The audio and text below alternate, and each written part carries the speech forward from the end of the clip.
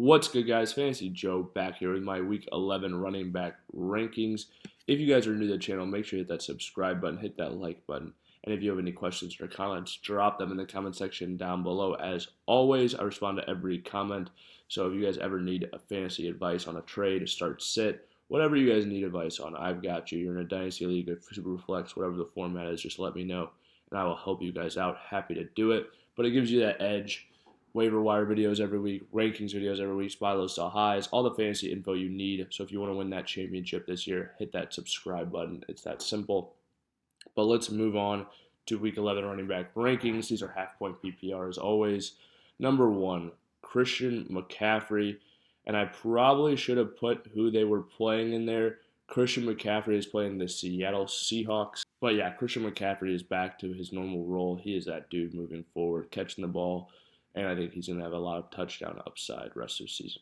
2, Saquon Barkley against Washington. Saquon's been fantastic. This is a good matchup. 3, Derrick Henry against Pittsburgh. Derrick Henry has been awesome this year for fantasy. You play him even in what seems to be a little bit of a tougher matchup, but there's really not tough matchups for Derrick Henry. 4, Joe Mixon against Dallas. This is a juicy matchup, and Mixon's been awesome this year. Light him up. He's ready to go. Joe Mixon's going to have an awesome week this week against Dallas. Bijan Robinson against Denver. He's been balling week in, week out, and I'm not scared off of this Denver defense. I still have confidence in Bijan until he proves otherwise. 6, Kyren Williams against New England. I think he gets it going right with a touchdown against New England again. Gets back on a streak, or at least starts it with one. Jonathan Taylor against the Jets. Jets are a tougher defense, but Jonathan Taylor gets volume.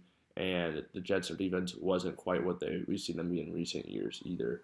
But Jonathan Taylor's an absolute stud against anybody. Alvin Kamara against Cleveland, again, a tougher matchup, but Alvin Kamara has so much volume through the air and just volume in general that you're going to still bet on him.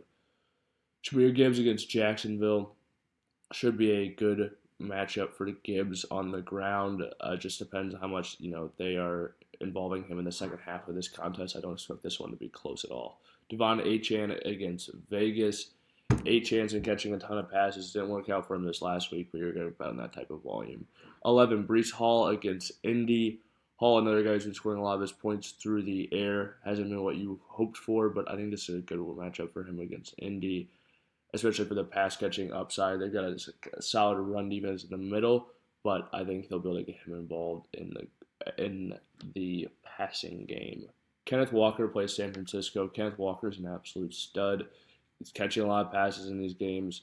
He's got a lot of touchdown upside. That's really what you're hoping for, or everything you're hoping for in running back. Kenneth Walker's got it all, explosivity.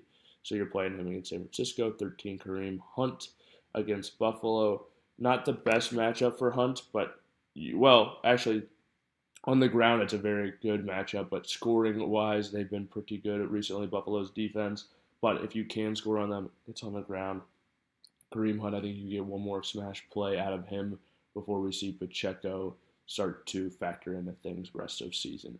14, Josh Jacobs against Chicago. I think Jacobs is a really good play this week against a Chicago defense that hasn't – the defense has been good, but the Chicago team has been struggling. So the game script could favor the Packers. 15, David Montgomery against Jacksonville. Great touchdown upside with him every week. Good matchup. 16, Aaron Jones against Tennessee. Tougher matchup on the ground. He's a little banged up, so monitor that situation. But I'm probably playing Aaron Jones if he plays. 17, Chase Brown against the Chargers. Brown's been awesome for fantasy these last few weeks. Expect him to be very involved through the air, so you can really roll him out there in any matchup.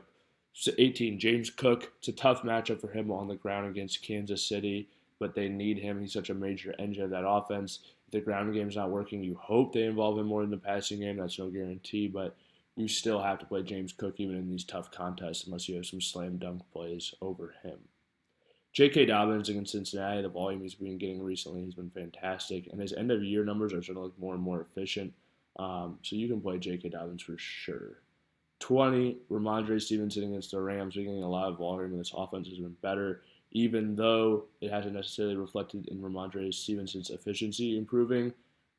I think that it does help him overall still, and that touchdown upside increase definitely, props him up a little bit with the volume he's getting. 21, Tony Pollard against Minnesota. tougher matchup for Pollard. Monitor to make sure he's out there. Banged up a little bit this last week, but again, if he's playing, I'm probably playing him. 22, Nick Chubb against New Orleans. It's a good matchup for Chubb and the volume he's been receiving thus far. 23, Najee Harris against Baltimore. Again, monitor. Najee might miss this game, and then it would be Jalen Warren to be playing. But Pittsburgh's going to need to score in this one. DeAndre Swift against Green Bay rounds out the list. If you guys have made it to this point in the video, please hit that like button, hit that subscribe button. If you have any questions or comments, drop them in the comment section down below. I'll respond as always. This has been Fantasy Joe. Thank you guys so much for watching.